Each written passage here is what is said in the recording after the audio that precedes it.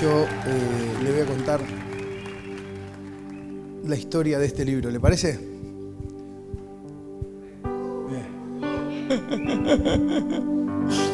Vamos a leer un versículo, o mejor dicho, 2 o 3, y luego vamos a arrancar un poquito con la historia. Timoteo, segunda de Timoteo, capítulo 3, versículo 16. Segunda de Timoteo, capítulo 3, versículo 16. Dice así la palabra del Señor. Toda la escritura es inspirada por Dios y útil para enseñar, para redarguir, para corregir, para instruir en justicia, a fin de que el hombre de Dios sea perfecto, enteramente preparado para toda buena obra. Toda la escritura es inspirada por Dios. Y siempre decimos que esta Biblia es inspirada por Dios, que la Biblia es inspirada por Dios. ¿Cuántos dicen amén? Ahora, cuando Pablo escribió eso, este libro que usted ve no existía. Cuando Pablo escribió eso, este libro, así como usted lo ve, no era ni por asomo este libro, porque de hecho él lo estaba escribiendo. Y entonces Pablo, ¿a qué libro se refería? Porque él le está diciendo toda la escritura es inspirada por Dios. Aparentemente había ya en ese tiempo una escritura. Ahora, Juan 20:31 dice: pero estas se han escrito para que creáis que Jesús es el Cristo, el Hijo de Dios, y para que creyendo tengáis vida en su nombre. Estas, dice Juan, cosas que estamos escribiendo es para que entiendas, comprendas al Hijo de Dios y creyendo en Él tengáis vida.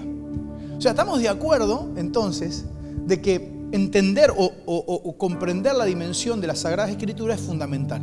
Ahora, lo que no estamos de acuerdo era qué libro realmente y cuándo salió este libro para decir esto que están diciendo ellos. Lo que yo sí sé, antes de arrancar, es que hoy voy a hablarte del bestseller de todos los tiempos. Este libro siempre ha roto todos los récords de todo, de lectura, de venta, de todo. Ahora, esto que este libro tan amado y deseado por la gente fue en su momento un grave problema, hoy sigue siendo, pero en su momento fue un grave problema para los que tenían negocios detrás. Este libro nos va a enseñar que, o vamos a comprender hoy que no es tan simple de armar. ¿Está bien? No es que se armó y bueno, ahí salió y ahí está. Para entender este libro nos tenemos que meter de lleno en la historia. Y para meternos de lleno en la historia tenemos que ubicarnos. Entonces yo necesito por lo menos 2 voluntarios, rapidito. 2 voluntarios, 2 personas que digan yo me la juego y paso. Muy bien. Si yo te dijera, Luna, vos tranquila, no te puedes equivocar. Es más, equivocate porque si te equivocás justamente va a servir para lo que vamos a hablar hoy. Si yo te dijera, ¿cuántos años tiene este libro sagrado? Y vos no me vas a contestar desde cuándo tenemos este libro, sino ¿cuántos años vos creés que tiene el primer escrito sagrado? O sea, el primer papiro ahí de cuero, ahora voy a explicar un poquito, que se escribió y se transformó en un libro sagrado. ¿Cuántos años más o menos creés que tiene de antigüedad? Estoy tratando de acordarme de los primeros libros. A ver, ¿cuántos años? Unos 500, 600 antes de Cristo. 500, 600 antes de Cristo. Muy bien. Y Agus ahora te termino de matar. A ella la acabo de triturar y ahora él lo termino de aniquilar, ¿verdad? ¿Qué? Bueno, ¿vos tenés idea cuál fue vamos a decir, el primer autor? Porque viste que todos los libros tienen autores, escriben muchos personajes. Decime un personaje bíblico que vos creés que fue uno de los que escribió la Biblia. No sé nada. Yo qué sé. Muy bien. Lo bueno de los niños que son sinceros, ¿viste? Ayer uno me dijo Enoc. Y yo lo quedé mirando, ¿viste? Ah, qué bueno. Y es mejor esto que diga que no sé nada. Era un grande. Yo que lo sé. Así se tiene. Cuando no sabés qué tenés que decir, No sé, aunque no creas, cuando pase el tiempo y crezcas, mijo, te va a costar decir no sé. Vamos arriba. Gloria. Sí, la gente no sé, ¿por qué la gente no sabe? Dice sí sé, ¿viste? Bueno, vamos a hacer una línea a tiempo y nos ubicamos, ¿le parece? Y entonces usted se ubica y ya pasa a ser ¿qué? Una persona ubicada, deja de ser un desubicado, claro que sí. Y entonces ahí vamos con la historia de la Biblia. Lo que vamos a hacer es tratar de entender los personajes históricos fundamentales. No es que le voy a contar todos los que escribieron este libro, porque si no estamos hasta dentro de 5 meses paramos. Pero le voy a hablar personajes puntuales y cosas puntuales que ocurrieron en la historia para que usted se ubique. Después yo sé que usted va a ser desafiado a profundizar. Y profundice todo lo que quiera, ¿está bien? Y está bueno, y es muy lindo, y hágalo, le va a bendecir muchísimo. Pero vamos a arrancar por el principio. Y vamos a arrancar con uno de los primeros personajes que nombra la Biblia. Este no escribió nada, pero es nuestro padre. ¿Quién es el padre de la fe? ¿Quién es nuestro padre de la fe? Padre Abraham tenía muchos hijos. Bueno, muy bien. ¿Y Abraham en qué año más o menos lo ubicamos? Piensen ustedes. Luna dijo, y unos 500 más o menos antes de Cristo. ¿Cuánto?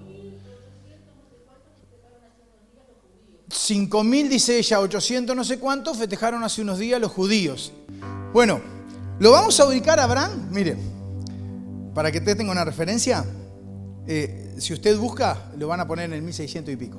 Pero yo no le voy a dar ningún número quebrado, no le voy a decir, como vio Colón descubrió América en el 1492, no voy a ponerle números quebrados, a no ser después en la parte final de esta exposición, pero ahora le voy a poner todos números cerrados, para que usted ubique. Si viene alguien y dice, no, pero decime exactamente, ¿cuándo nació Abraham? Bueno, ya te digo, y ahí le decís, no, ¿cuándo exactamente? Pero si para tener una noción, le van a decir que es entre el 1500 y el 2000, bueno, nosotros vamos a poner el 1500, para hacerlo más claro, ¿está? Y entonces usted se va a ir acordando. ¿Estamos de acuerdo? Entonces el primero, vamos a arrancar. ¿Quién es? Abraham. ¿Más o menos por qué época? 1500 antes de Cristo. Para los que no saben, los más chicos sobre todo, que me encantaría que puedan entender esta parte. Jesucristo dividió la historia de la humanidad en dos. Y hoy estamos ¿en qué año? En el 2021 después de Cristo. Quiere decir que después de Cristo va para adelante, antes de Cristo va para atrás. O sea, 1500 antes de Cristo, 1500 años antes de llegar hasta Jesucristo. Yo sé que los más grandes dicen, ya lo saben, bueno, pero los más chicos capaz que no, entonces me gustaría que entiendan. Por eso ahora vamos a ir para atrás. Vamos a ir hacia dónde? Hacia el 0.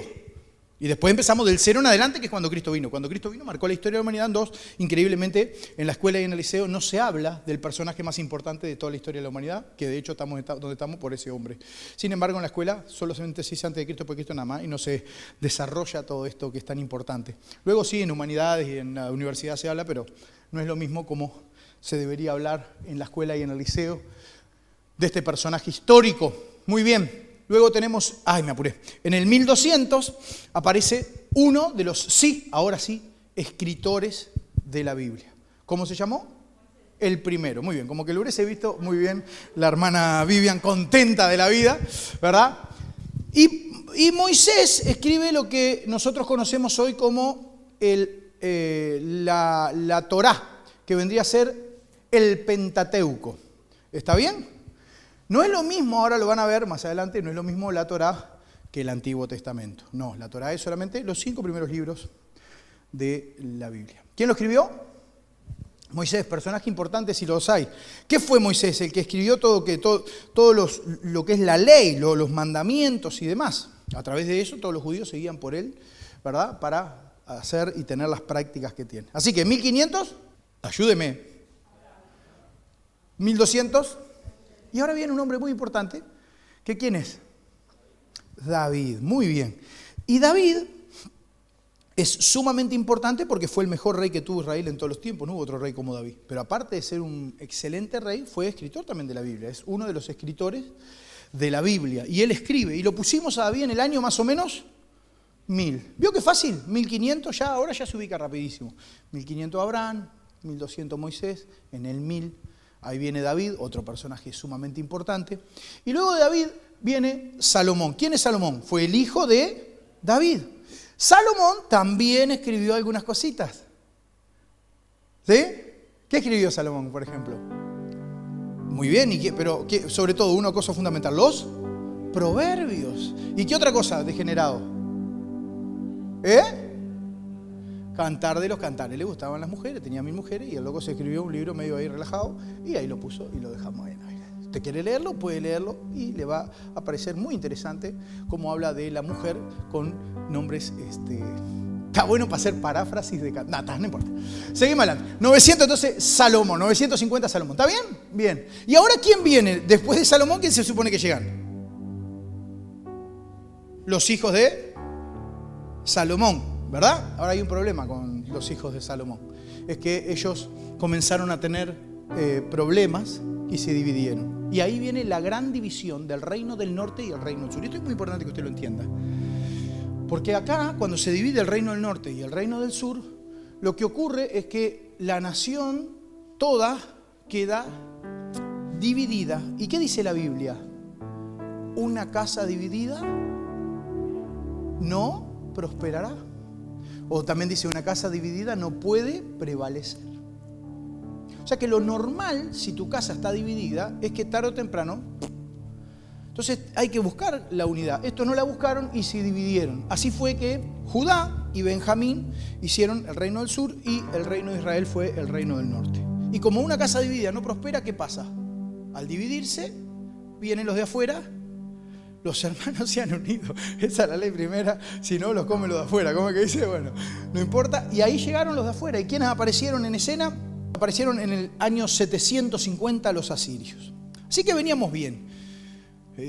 Andando parejito hasta que Salomón, que era básicamente un tipo con varios problemas, por más que hizo el templo del Señor, tenía unas cuestiones medio raras, se piró, los hijos aprendieron de su papá a ser medio piradito, se dividieron todo el mundo, y porque se dividieron aparecieron los asirios en el año 750. Y luego de los asirios, en el 550, aparecen los babilónicos. Y usted me dice, pastor, ¿qué tiene que ver los asirios y los babilónicos con todo esto? Ahora le voy a explicar por qué. Entonces, acá aparecen los babilónicos. ¿Por qué le digo esto? Porque acá, a raíz de esto, pasa algo muy importante. Y es que la nación se da cuenta de que se tienen que volver, ¿a quién? A Dios. Y aparecen dos personajes sumamente importantes. Y esto es fundamental que lo entienda, que lo sepa, porque este dato es el clave. El primero nosotros lo usamos por allá por el 2008 para hacer la primera ampliación de la iglesia 6 metros hacia adelante o 8 metros hacia adelante, que fue, ¿cómo fue? Nehemías, muy bien. El primer desafío de construcción que hicimos como iglesia no se llamó Esdras, ¿se acuerda? Ya alguno no se acuerda porque después de 4 años de Esdras dice, ya está. ¿Y por qué le pusimos Nehemías? Porque Nehemías fue uno de los que fue él, el constructor, que no era constructor, era copero, pero él fue un albañil de primera categoría, un arquitecto de primera categoría que llevó al pueblo, ¿verdad?, a realizar todo lo que realizaron cuando él era un simple copero. ¿Qué te quiero decir con esto? No te preocupes, capaz que no sos lo que aparentemente Dios, pero si Dios te pone la pasión, hacelo, porque seguramente por algo te está poniendo la pasión y la carga, ¿no? Pero yo soy copero, no soy arquitecto, no sé. Nehemías no era arquitecto y sin embargo se mandó tremenda construcción. Ahora, él fue uno de los reformadores de la parte edilicia. ¿Y quién fue el reformador de la parte espiritual? Esdras, y por eso le pusimos este proyecto. Cuando empezamos a hacerlo y ampliar para el costado y que empezamos a hacer el piso y todo esto, dijimos, ya con Nehemías no nos da, porque este fue solamente... Acá necesitamos tener mucha fe, porque si no, no vamos a llegar. Y ahí subimos de nivel, y el reformador espiritual se llamó Esdras. Y ahí metimos a Esdras. ¿Y por qué le digo eso? Porque eso fue lo que pasó exactamente. El canon hebreo en el siglo V lo hace Esdras. ¿Qué hace Esdras? Cuando el pueblo se arrepiente, se juntan, Esdras hace el canon bíblico. O sea, ¿bíblico de qué? Del Antiguo Testamento. ¿Qué quiere decir canon? Quiere decir vara de medir. La vara de medir. Él dijo, bueno, hay un montón de libros, pero ¿cuáles son los sagrados? Bueno, estos son los libros sagrados. ¿Cómo se escribía un libro sagrado? Bueno, le voy a contar. Los escribas tenían que tener, no eran papel, eran un cuero, que era ese cuero era de un animal santificado a Dios, o sea que tenía que ser un cuero especial. La tinta era una tinta especial, la pluma era una pluma especial. Cada vez que escribían la palabra Dios tenían que cambiar de pluma y con una pluma nueva escribir Dios. Que tenga una referencia de todos los requerimientos. Pero no solamente ese era el requerimiento, además de eso tenían que a la hora de escribir, tenían que decir en voz alta antes de poner lo que iban a escribir, lo que iban a decir. Por ejemplo, vamos a suponer Génesis 1:1, en el principio creó Dios. Entonces ellos decían, en el principio, en él, y ahí escribían, principio. Así todo el cuero. Si se equivocaban en esa parte, adiós cuero. Y empezar de nuevo. demoraban una cosita los escribas, ¿no?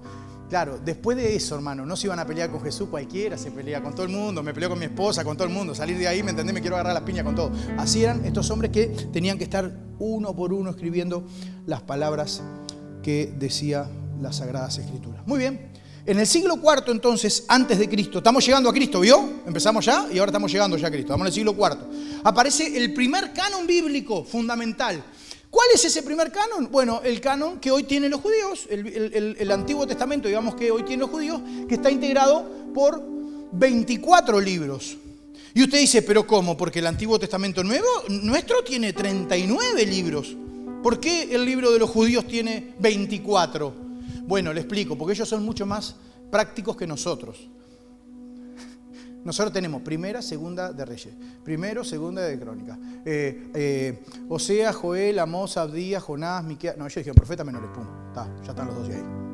Primera y segunda de Reyes, no, Reyes. Primera, Crónicas. ¿Me explicó? En sí el contenido es el mismo, pero la división del contenido, nosotros nos complicamos un poquito más, dijimos, no, tiene 39 libros, y dijeron, no, ¿qué primer tomo, segundo tomo? Estos, ¿me entendés? Profetas menores, Reyes, Crónicas, va todo, pa. ¿Me sigue?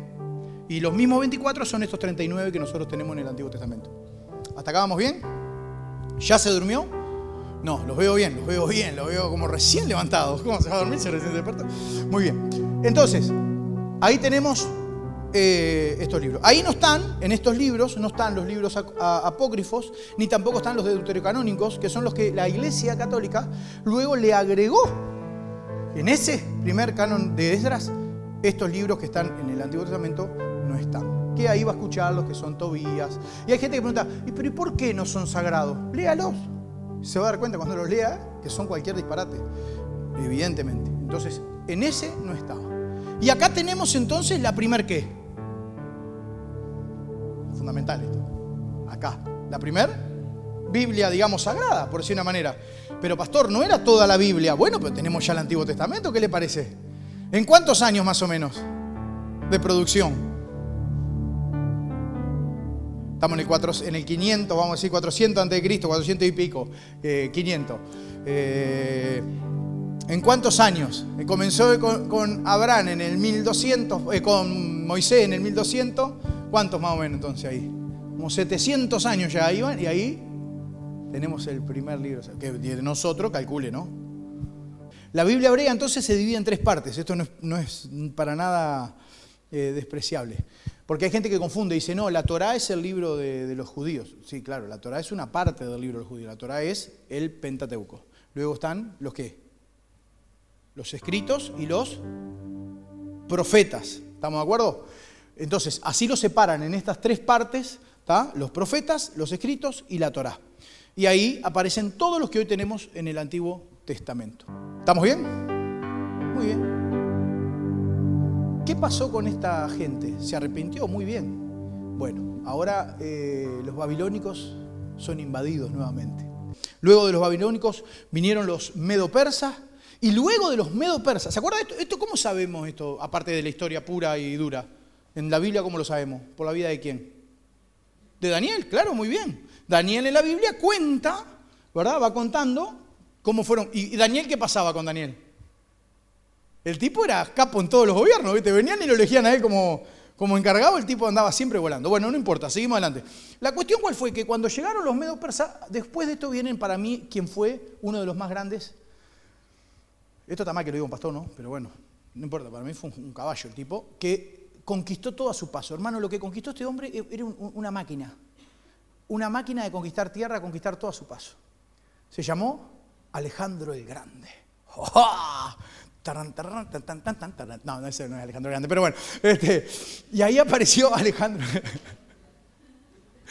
Pero usted, claro, sí, era más bien como Esparta, no, sería más algo así, ¿no? Bueno, muy bien. Alejandro. A caballo, no importa. Es para que usted se ría, hermano, porque con la historia sé que nos aburrimos. Entonces, a mí me encanta, ¿no? ¿Qué hace Alejandro el Grande? Conquista todo. Murió joven. ¿Con cuántos años murió Alejandro el Grande? ¿Se acuerda? No. Bien joven, con 32 años. No se sabe de qué murió el desgraciado.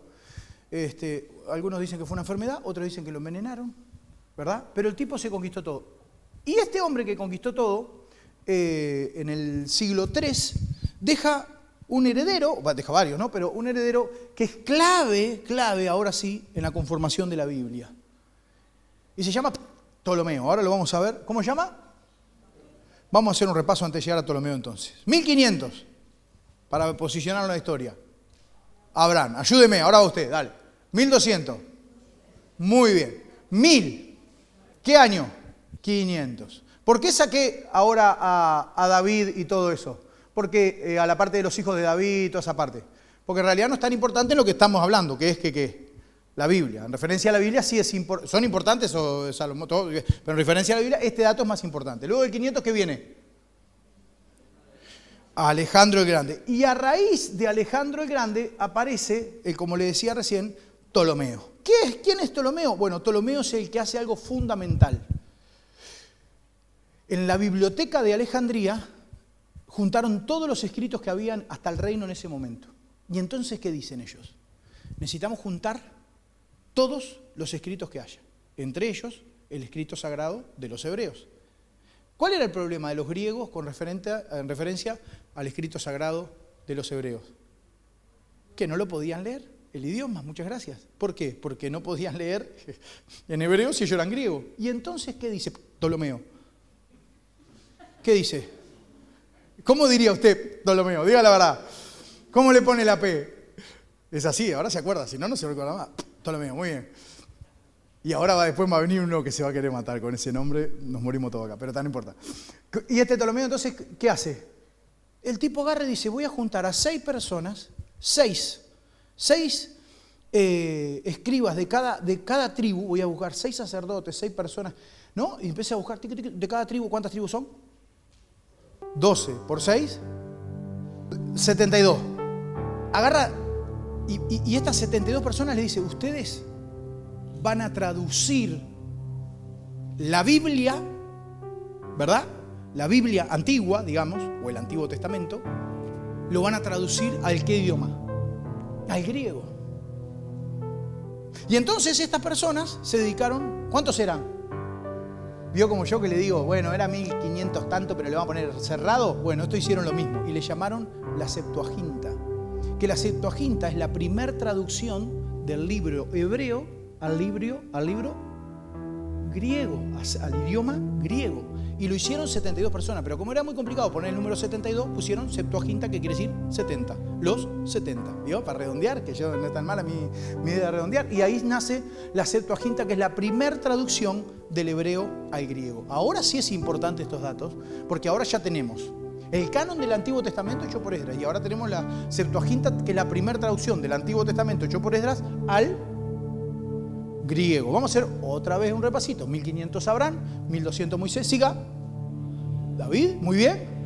500 Esdras, 200 Septuaginta y llegamos ¿a quién?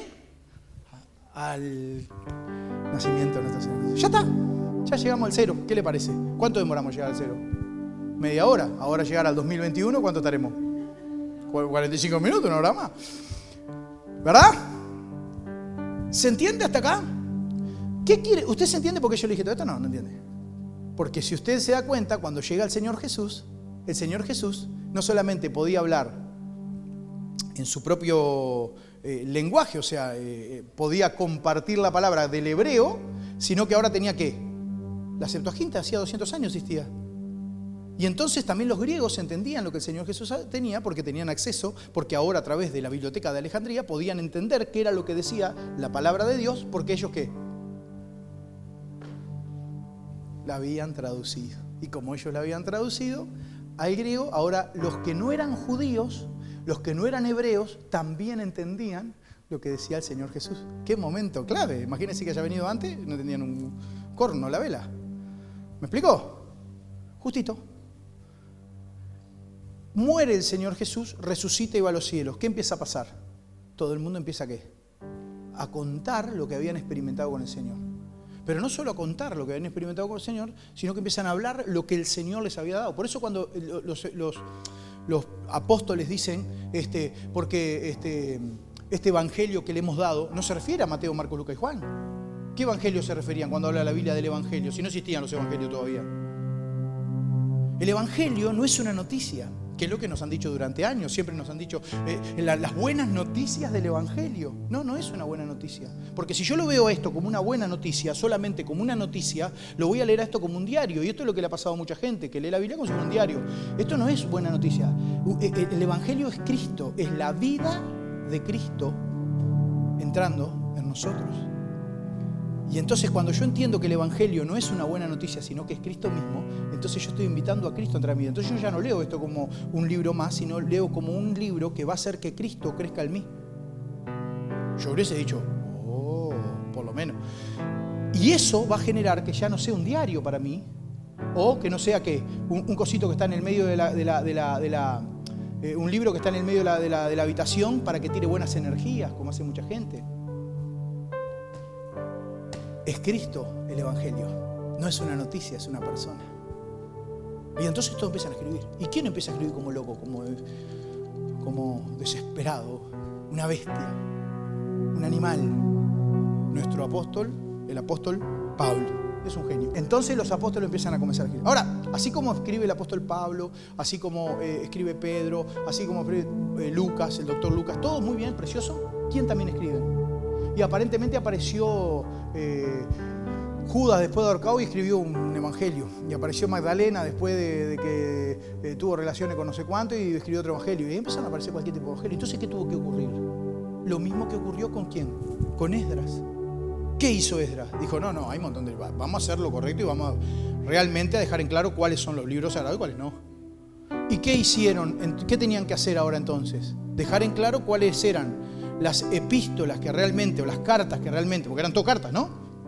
Las que eran realmente inspiradas por Dios y las que no. Y entonces, antes de llegar a ese punto de definición del canon del Nuevo Testamento, o sea, decir, bueno, pero ¿cuáles son estos? Porque habían cartas de todo el mundo por todos lados. ¿Se acuerdan que en los primeros siglos los cristianos recibieron una persecución terrible, ¿no? Y eran muertos por los romanos. Pero llegó un emperador muy importante que se llamó Constantino en el año 300. Constantino lo que hace básicamente es decir, basta ya. No podemos seguir así, matando a gente como arroz, porque sí. Vamos a dar libertad de culto. ¿Qué tanto problema con esta gente? ¿Qué tan importantes son que los tenemos que matar solo ellos? Y dio libertad de culto. Y dejó que los cristianos pudieran predicar libremente. Lo único malo que hizo este hombre era que él no negociaba con ningún hombre que no fuera de la fe cristiana. Y entonces todos querían ser cristianos, porque el negocio sirve. ¿Quién está cuidando el negocio? ¿Vio? Entonces era una cuestión de que ahora todos tenían que ser cristianos. Y entonces se perdió la esencia del cristianismo. ¿Cuál es la esencia del cristianismo? El nacer de nuevo. Yo no soy cristiano porque vengo a la iglesia. ¿Y vos por qué sos cristiano? Porque mis padres van a la iglesia. Estás en el horno. No tenés idea de lo que es ser cristiano. Ser cristiano que Cristo nazca en tu vida, que Cristo crezca en ti, que tengas un encuentro con la persona del Señor y empieces a cambiar de adentro hacia afuera. Eso es ser cristiano. Después lo que hagas, los comportamientos y todo demás, que punto aparte son frutos de. Pero la esencia del cristianismo no está en que soy cristiano de naturaleza. Entonces ellos eran cristianos por naturaleza casi. Nacían y se tenían que hacer para poder negociar con el rey, porque si no, no negociaban. Constantino empieza a cambiar el mundo, literalmente. El mundo empieza a cambiar, ¿por qué? Porque ahora los cristianos se organizaron. Y entonces hay un congreso, que es el concilio de Cartago. Se juntan y definen cuáles son los libros canónicos, cuáles son los posta y cuáles lo que son cualquier cosa. Esto no es un libro inspirado por Dios. Y los definen allí.